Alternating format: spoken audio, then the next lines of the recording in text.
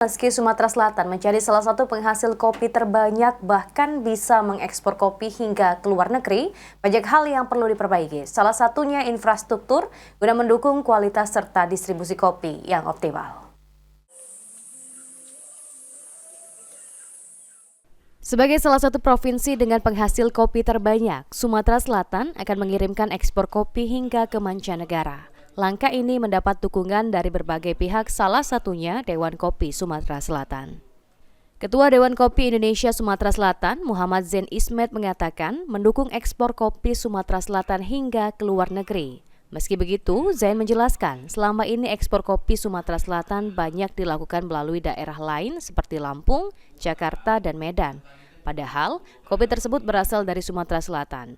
Hal ini mengurangi dampak ekonomi yang bisa langsung dirasakan oleh daerah penghasil kopi.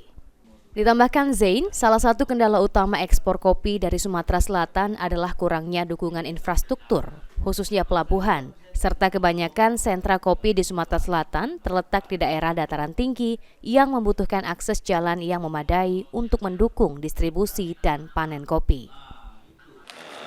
Jadi ini yang jadi persoalan kita.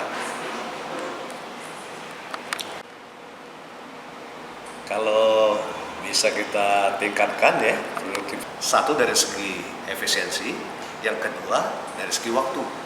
Karena biasanya buyer itu perlu kepastian mengenai waktu kapan barang itu diterima. Nah itu mungkin persoalan yang harus kita selesaikan.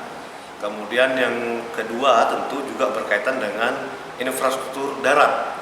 Ya, sentra-sentra kopi kita itu yang ada di Sumsel rata-rata di daerah yang cukup tinggi ya, karena kopinya ditanam di daerah-daerah dataran tinggi. Nah, infrastruktur itu harus disiapkan, terutama jalan-jalan ke sentra produksi, sehingga lebih efisien. Ya. Kenapa kita banyak mengirim ke Lampung? Satu, dari daerah penghasil kopi itu rata-rata memang lebih dekat kalau jalan darat ke Lampung. Dengan adanya peningkatan infrastruktur yang memadai, diharapkan ekspor kopi Sumatera Selatan bisa semakin berkembang dan memberi manfaat ekonomi langsung bagi daerah.